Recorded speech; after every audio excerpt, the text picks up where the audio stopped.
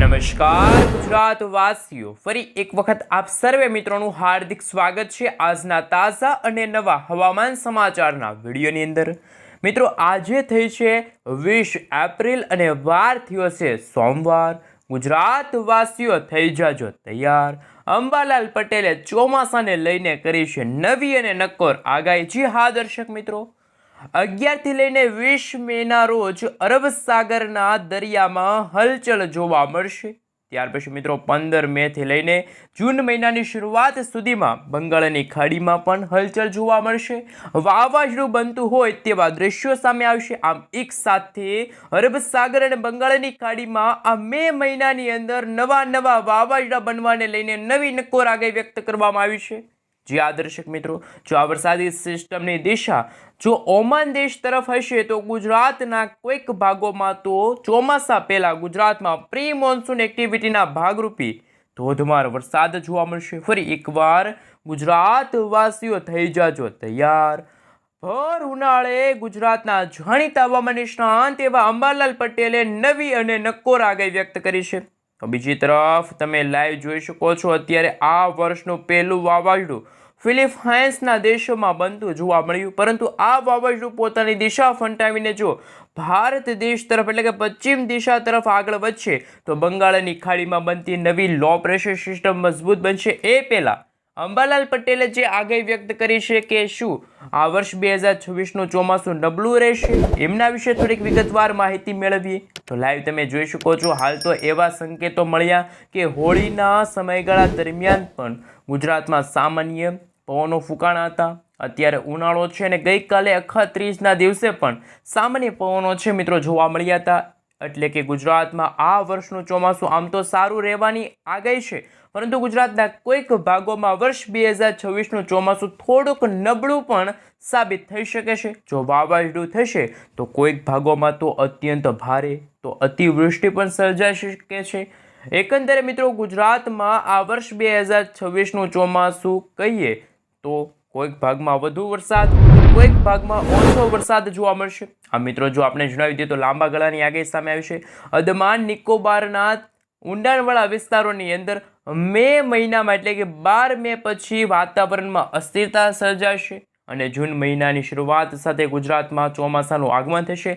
દક્ષિણ ભારતના દરિયાઈ કાંઠાના ભાગોમાં ચોમાસાની શરૂઆત થશે અને અલ નીનોની અસરના પરિણામે હવામાન વિભાગ તરફથી પણ નવી નક્કોર આગાહી વ્યક્ત કરવામાં આવશે। વાતાવરણ સાનુકૂળ રહેવાની આગાહી છે।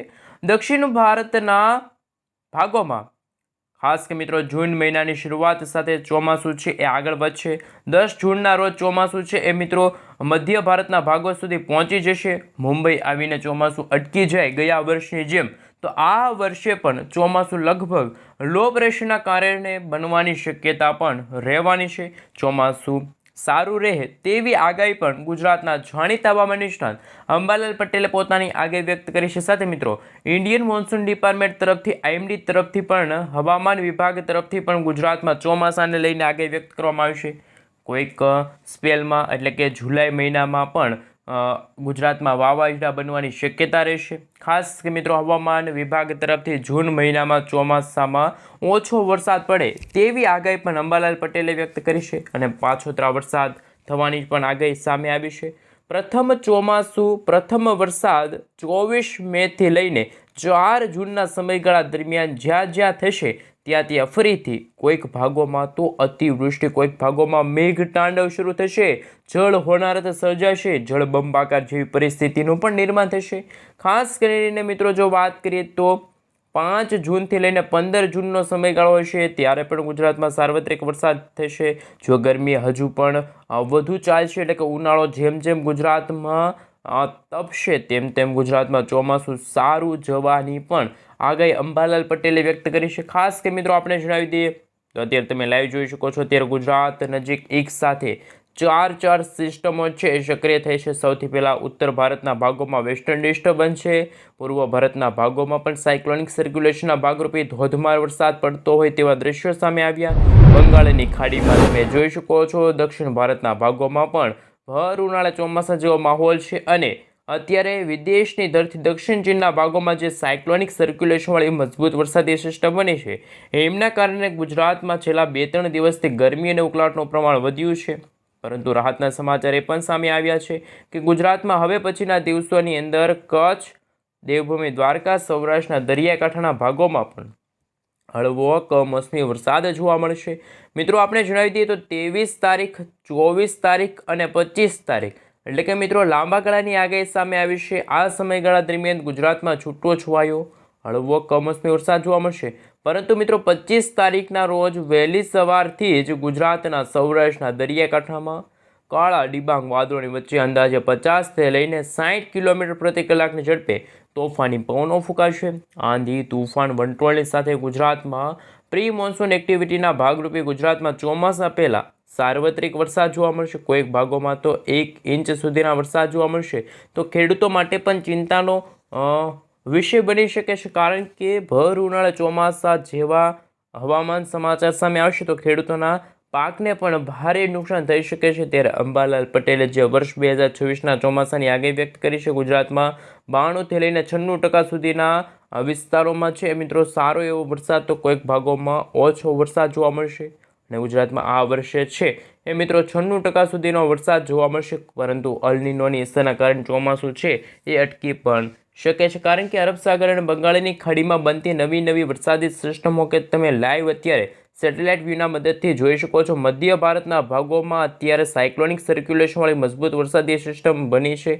પરંતુ આ વરસાદી સિસ્ટમ જો ગુજરાત નજીક આવશે તો દક્ષિણ ગુજરાતના ભાગોમાં આજે, મધ્ય પૂર્વ ગુજરાતના ભાગોમાં આજે તો જળ હોનારત સર્જાશે.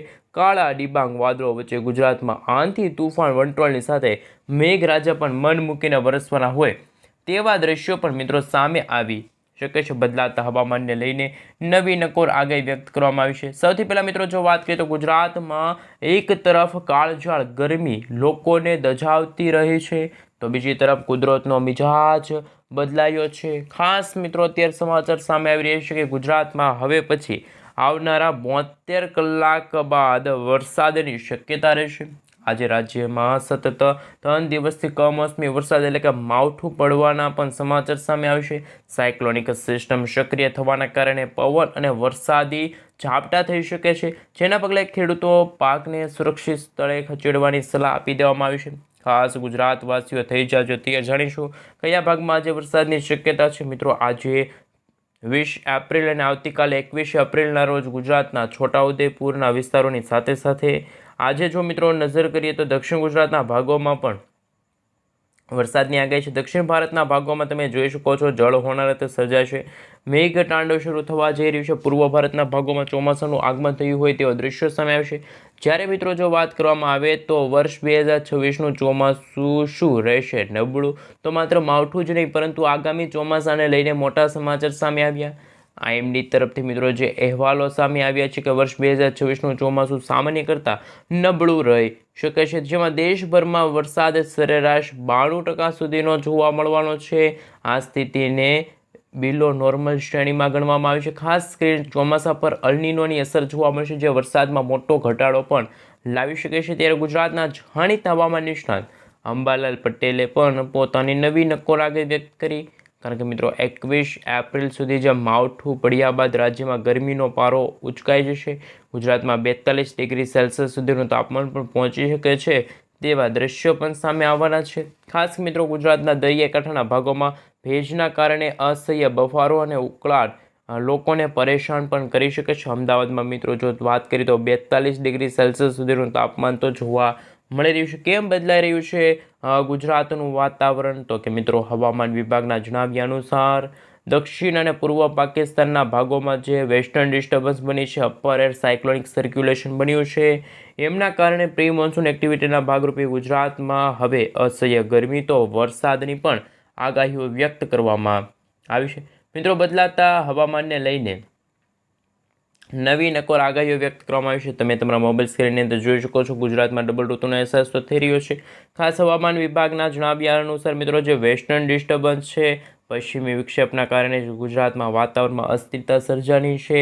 આજે રાજ્યના મિત્રો કદાચ 5 થી લઈને 8 જિલ્લાની અંદર હવામાન વિભાગ તરફથી છૂટો છવાયો કમોસમી વરસાદ પડવાને લઈને સમાચાર સામે આવશે, જેમાં તાપી, ડાંગ, નવસારી, વલસાડ અને આંધ્રપ્રદેશ ખાસ કરી મિત્રો વાત કરીએ તો નવસારીની સાથે દમણ, દાદરાનગર હવેલીના ભાગોમાં પણ વરસાદ જોવા મળશે. અને મિત્રો આજે 20 એપ્રિલની જો વાત કરીએ તો સૌરાષ્ટ્રના દરિયાકાંઠે જેમાં અમરેલી, ભાવનગર સહિત દક્ષિણ ગુજરાતના જે તાપીના કોઈક ભાગો છે ત્યાં વરસાદ જોવા મળશે. ડાંગ છે, નવસારી છે, વલસાડ છે, દમણ, દાદરાનગર હવેલીના ભાગોમાં પણ આવતીકાલે વરસાદ જોવા મળશે.